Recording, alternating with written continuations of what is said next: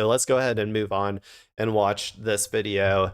Hopefully they'll talk a little bit more about, what's going on, what they're going to be negotiating about, because honestly, I think that it's more like Trump wants it mainly to be about like trade or something, but I'm sure with the Iran war, that's going to take up, the vast majority of conversations.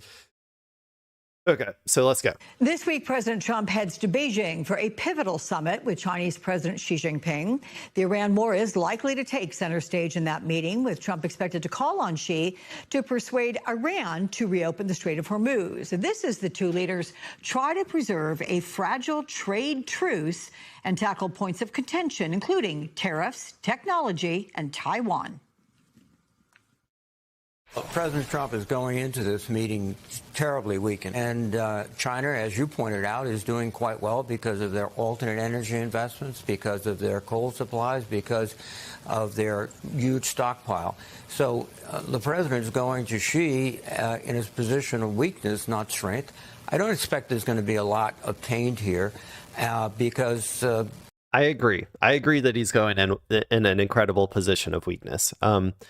Primarily, the Iran war still being ongoing is incredibly embarrassing because they had to reschedule once because of the hot war. I have a feeling that the reason that America hasn't re-entered the Iran war and full hot war sort of perspective is because of this meeting, because it would be incredibly embarrassing for Trump to have to reschedule it again. So he's just kind of like, he's not going to at least start that up until after the meeting, I would probably guess. But yeah, regardless of just the pure embarrassment, though, I think that China, like I said in the last video, China can outlast this current situation. They're perfectly positioned for this exact scenario, where they can outlast, I think, the energy markets being destabilized much better than the rest of the world. I'm not saying America can outlast it to an extent as well. We just have high gas prices, which, is annoying to people. And we already have an affordability issue in America. So it will, impact people's lives in a negative manner and get people more pissed off. But the American government is so disconnected from the needs of the masses that I don't even know if they really care that much if Americans are suffering. So whereas in China, I just think they're just very well prepared with the sheer amount of stockpiles of oil and all of their alternate energy sources. And like I said before, Iran's oil is only 10% of Chinese energy. So and they're probably still shipping some through shadow fleets. So yeah, I think that it's ridiculous to think that Trump would in any way be in a good bargaining position here. Again, she is looking at a president who's in a difficult situation. Joining me now is former FBI Assistant Special Agent in Charge, Michael Feinberg. He is an MS Now national security and intelligence analyst, and he also worked on some of the most high-profile counterintelligence investigations of China. And I understand, my friend, that you speak Mandarin, which I'm not going to ask you to do for this interview, but it's very impressive. That said, does the fact that Trump is heading... I wouldn't mind learning Mandarin someday. I feel like we got to, right? If China's going to be the next regional superpower, maybe I can get a head start. Or not regional, the next global superpower. But that's not the real reason. The real reason is that I already learned a lot of Japanese. So I know, I kind of stopped at the kanji. I learned some of the kanji, like the more, those are the traditional Chinese characters that were adapted into Japanese. So I at least have like some in like the back of my mind, some memory of a lot of those that I feel like could help me learn. But also, like, one of my friends speaks Mandarin, so it would be, I think, cool to be able to talk with him like that, maybe, or like practice. I would have someone to practice with if I ever wanted to, but I don't know. I just think it would be cool to learn that language, and I feel like I kind of have a head start with knowing some Japanese. Into this summit, needing China's help on Iran fundamentally weaken his leverage with Xi Jinping, because Iran is China's closest partner in the Middle East. So how might Beijing play its hand in discussions on this conflict Does China gain strategic advantage on other issues that are being discussed? Yeah, well, China's gaining strategic advantage on a whole host of issues that are undermining U.S. national security and influence on the world stage. The sort of theme for the past 18 months or so of this administration has been we can go at it alone. And as a result, we have been pursuing policies around the globe that our allies are not in supportive, that do not appear to really gain us any strategic advantage, like, largely abandoning our support of Ukraine for no real proffered reason whatsoever, or doing things that outright alienate the rest of the world, like strikes on unarmed boats in the Caribbean. And as a result, a lot of nations that previously would want nothing to do with China, because it is an expansionist authoritarian regime, are now Expansionist? Hello? What? When was the last time China has engaged in any sort of imperial act? I mean, I'm serious. I don't know. Let's see if Google AI knows. When was the last time China tried to expand borders?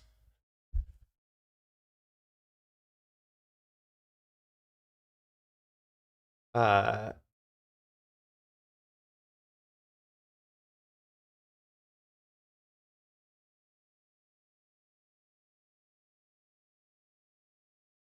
don't know about that. Okay. Maybe they're talking about Taiwan. Here, let me just pull it up. I mean, some of this I'm like, okay. According to Google AI overview, China's last actively engaged in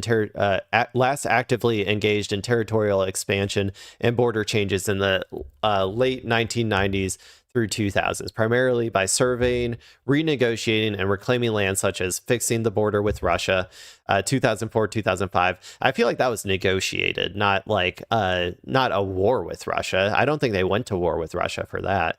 And surveying the borders with Tajikistan, 2008, 2009. As far as I don't remember them going to war then either.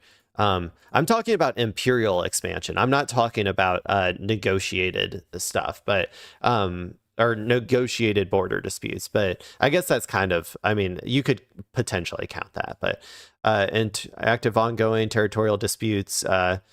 India, I mean, they have been having some, I know they had some border clashes a few years ago, but I don't think that they've been expanding into Indian territory. And then obviously they talk about the South China Sea. Here, there's a Wikipedia on Chinese expansionism. Tang Dynasty, Yuan Dynasty, Qing Dynasty, Republic of China. I know that, Japan tried to steal their territory through military conflict. As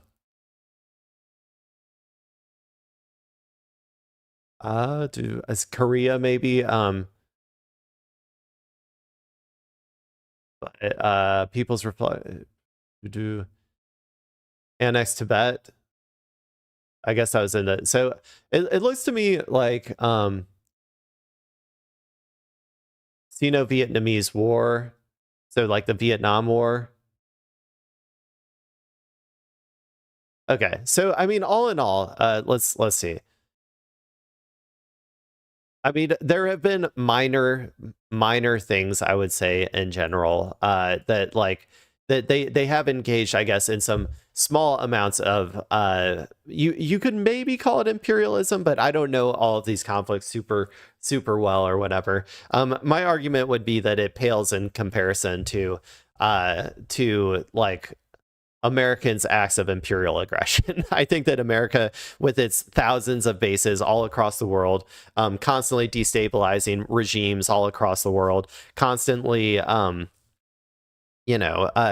like destroying countries like Libya, Syria, obviously Afghanistan, Iraq, Vietnam, Korea. Like, I think that America's imperial machine is significantly more violent and oppressive than China could ever like dream to be honest, because I think that China at this point in time, I don't think China cares about expansion at all, really. I think it cares solely about maximizing how much it can trade with the world, is what it feels like to me. Looking to it, which by the way, to me, is I think a much more peaceful way to deal with the rest of the world than constantly trying to destabilize regimes and influence people through military or covert operations. Expansionist authoritarian regime are now looking to it to make bilateral agreements and deals that are going to weaken the U.S. economically and that are also going to make other nations unlikely to support us if there ever was a hot war with the PRC. So the fact that we now need China's support to help with a war of our own making. Well, they also all see the writing on the wall. Everybody sees the writing on the wall, man. America is a dying empire. No, it's undeniable at this point. Everybody sees the writing on the wall, and they are trying to diversify their defense agreements. And it's a good strategy. If you are one of these countries, you should be trying to diversify your defense agreements, because America has shown, especially through Iran, that it is not capable of protecting people, and it is not, wise to have American military bases on your soil. I'm just saying, I think that is a good strategy from these countries. Iran, that is quickly becoming a quagmire, really. Quagmire.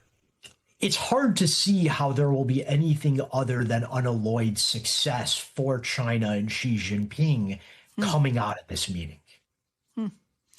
Semaphore reports that the Trump administration plans to invite CEOs from NVIDIA, Apple, Exxon, Boeing, and some other big companies to... Okay, for those who don't really... who don't think that America is just like five companies in a trench coat or whatever, that our government isn't just five companies using our government as a fleshlight to get as much as they possibly can out of the government. Look at this right here. Trump administration plans to invite CEOs from NVIDIA, Apple, and Exxon on China trip. Dear God. What the fuck, man? It's the government. Trump is the government. This is so embarrassing. To bring fucking CEOs, stupid ass. By the way, most CEOs are dumb as fuck. Okay. They're dumb as rocks. They don't know shit from their ass. They will not be able to contribute anything to a actual diplomatic negotiation or whatever. You need fucking experts there, not goddamn CEOs. But this is so embarrassing to me that we are putting our fail son CEOs and we're sending them over to China to try to negotiate better deals for our pedo billionaires or whatever, as opposed to the president of the United States and his advisors, who are supposed to be the ones doing this. This is pathetic. This is loser shit. I can't believe we're doing this.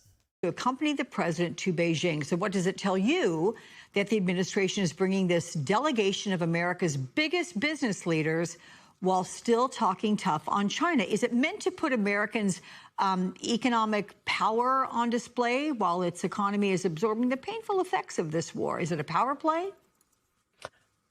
I do not think it is a power play. I think it is a signal of what ultimately matters to this administration, which is fundamentally transactional, short-term transactional in nature.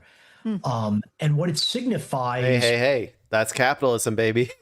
How dare you unpatriotic swine, claim that short-term transactional approaches are bad. How dare you? That is our economy that you're talking about. That is capitalism that you're talking about. My God, what an unpatriotic person. Jeez. Is that any business deal that brings short-term earnings for American corporations is going to get precedence over long-term strategic interests. Everybody That's capitalism, plays baby. nice in public, but the tech companies and the US government have historically been sort of at odds with respect to the PRC. The United States government, cognizant of what a rising China means in terms of global power politics, has always wanted to sort of keep their technological sector at bay and therefore make it difficult for them to obtain US technology. The tech companies, on the other hand, very much want access to the PRC's market, and they want access to the PRC's cheaper labor. And as a result, they've always gritted their teeth and complied with export control regimes of their products, but they've never been happy about it. And the fact that They don't give a shit. What are you talking about? They're companies. Their goal is to maximize profits. They don't give a shit about whether it's from China or America. They international companies are not aligned with any country. They don't give a shit about the well-being of like any particular country at all. They solely care about making as much money as possible, no matter the cost to the people of those countries. So that's dumb to think that they would care. Like they're just doing whatever they can to maximize profits. Yeah, that's silly. Trump is bringing them along as private parties into governmental negotiations very much signals to me that what is going to come out of these meetings is going to be very good for the short-term quarterly earnings of the CEOs and their companies that are tagging along, and potentially deleterious for stopping China long-term from gaining technologies that could ultimately be used against us. Yeah, good analysis there. Thank you for presenting that. Yeah, dude, all of this is inevitable. It was written down in the system of government that we created. Like this is the capitalism was always going to turn into this. It was always going to turn into international capitalism. And once international capitalism takes hold, there will be no concept, no loyalty to nation states whatsoever. I think that like this was stuff that was like predicted like a long time ago. I don't know why people are surprised by this. This was the natural direction that capitalism was going to go, and it was, you know, easily foreseeable. And there's really nothing you can do about it. Like you can say, oh, how dare they not align with America's interests, but what the fuck are you going to do about it? They're the ones with all the political power. They're the ones with all of the money. Who are you? Like, you know what I'm saying? Like, they're the international, you know, pedo billionaires. Like, how dare you talk to our pedo billionaires like that? Like, that's kind of like the philosophy of like the American elite, at least. So it's like, I don't know. This is one of those things where I'm like, I don't. They seem to fundamentally misunderstand the American system of government, like of capitalism, and they seem to misunderstand like the loyalties of that system are not aligned with the country itself. And I don't know, maybe I'm just like, again, maybe it's just like me being like too like annoyed that people don't see the things that are just so obvious to me, I guess. But I just wish that, you know, I wish people just thought a little bit more critically. That's all. Let me pivot here because MS Now, Michael, reports that FBI Director Kash Patel ordered the polygraphing of more. I'm going to move on now. I don't need to hear about Cash Money Patel and his, you know, paranoid, like alcohol-induced paranoia, paranoid lie detector testing every single person he comes into contact with or whatever. I might cover that at some other point, but it doesn't need to be a part of this segment. So I'm going to go ahead and move on.